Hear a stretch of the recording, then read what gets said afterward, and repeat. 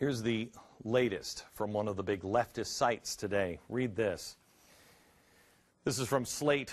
Warning, this site contains conspiracy theories. This is alarming. The premise of this article is that Google has a responsibility to help stop the spread of fringe beliefs on the internet. Can anybody define a fringe belief? Anybody have any idea? Name a fringe belief. Name one. Name one that you think should be regulated. 9/11 truthers. 9/11 truthers, there's one, and that's actually on that list. Birthers, there's another one. Not on the list. Global warming. Global warming, anybody who's a global warming denier, there you're on the fringe. You have to be taken out of the algorithm. Anything else? People who store food. People who steal food? Store food. Store food. Oh, that's a pretty good one because those guys are crazy. Watch this. The author laments the fact that people could deposit their own thoughts on the internet with little or no quality control. Let me ask you, who should be controlling your thoughts? Who should have their thoughts controlled? Here is the list. 9/11 truthers, because they're crazy. People who think HIV and AIDS aren't linked. I don't even know those people. People who deny global warming, which would be me. And people who oppose, get this, the Darwinian account of evolution. It's not even a theory anymore. By the way, about 2 months ago, they disproved Einstein's theory of relativity. Everybody thought it was fact. They just disproved it with the super collider. Did you hear that? It was a theory. They don't even want you to see other theories of how man came to pass. Only Darwin's. They propose to pour resources into filtering search results. Quote, resources should go into thwarting their growth by targeting their potential rather than existent members. In other words, the crazies are already in there. They're already lost. Just stop new people from reading it and falling for it. Now, they want to do it with an algorithm, but they're already doing it by targeting and marginalizing people. That's how they're doing it now. It's Saul Alinsky. But this whole thing with changing the algorithms, it sounds really familiar. I'm not sure where I heard it before. Oh, I remember now. Cass Sunstein. He wrote about this way back when he was a kid in 2008, suggesting the U.S. government send teams to cognitively infiltrate online groups and websites they sought to deem conspiracy theories about the government. Then they would start praising the government while discrediting the conspiracy theory, even if, and this is my favorite line, even if the theory ended up being true. Using covert agents in chat rooms. Mark my words, gang, I have no evidence of this at all, but they're doing it. You can feel them, you can see them when you're reading. When you're reading comments, you know. But it's no big deal. Cass Sunstein is only the regulations are, and he's not a problem at all. At a time when Obama is trying to end checks and balances, not a problem at all. And it's not like Google is in bed with the government. I mean, that's not happening at all. Oh, wait a minute. Oh, yes, they are. The White House is. They are. They're very excited also about being on Google+. Their former CEO, current executive chairman, was a major donor campaign advisor and was on Obama's transition advisory board. He now heads up Google's government relations team. Now, I run a small business. I don't have one of those. I don't even know. I don't want one of those. Do you have one? Do you have a government relations team? You should get one. All the cool kids have one. Obama has considered him for Commerce Secretary and Chief Technology Officer. I don't think there's anything weird about that at all. I'm totally comfortable with this relationship. I'm sure you are. Google has put in new privacy policies that we heard about today that could lead to more tracking. Google says that this change is only going to allow Google to do good and useful things, like letting a user know they might be late for a meeting based on your calendar that Google can go in and see, and your current location. They're going to map it for you. And by the way, you will not be able to opt out of this policy. Google. Didn't they used to say don't be evil? The technology coming out is frightening. It can be really good, but it is in the hands of, I fear, too many crazy, evil people. Yet we readily hand over our liberties for the sake of a little convenience. The Blaze has a series of stories posted on this. You can go see them all there at theblaze.com today, and they have more on the news at 7 o'clock tonight. Here's just a couple of them. The NYPD is reportedly getting ready to use this X-ray scanner. Do we have the X-ray scanner? This X-ray scanner to see if you're carrying a weapon. It's radiation technology that they say you won't feel, it won't hurt anybody, it's all fine, and they can detect guns and other items on you from 16 feet away. But don't worry, you won't even know they're doing it. You won't know they're there. Okay, that makes it worse. You won't notice the military drones also in the sky that they're starting to use over our cities. That makes it worse. DHS is also looking into using war zone surveillance on American soil in persistent mode to figure out, quote, the patterns of life data. Again, the stated use is well intended, border security. But are we really going to allow every square inch of America to be persistently monitored by our government? There are many people that say, yes, what, I have nothing to fear. Oh, you should. Say hello to 1984. Do you remember writing in your diary, freedom is the freedom to say 2 + 2 = 4? Yes. How many fingers am I holding up, Winston? 4. And if the party says there are not 4, but 5, then how many? 5.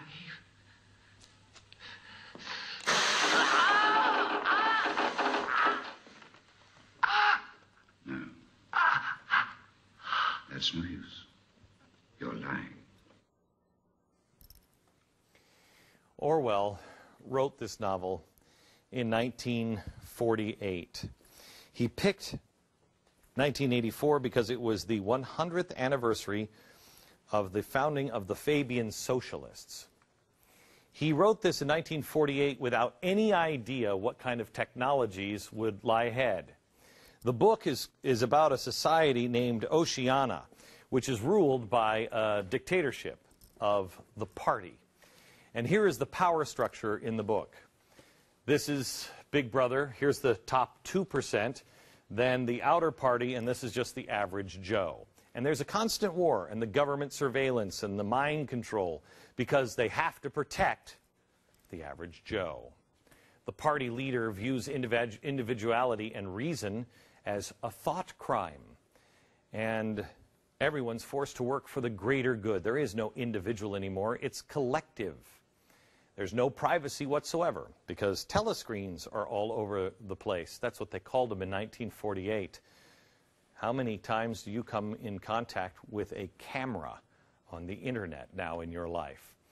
There were at home, they're at work, they're everywhere today and in the book. And in the book, the government reads letters.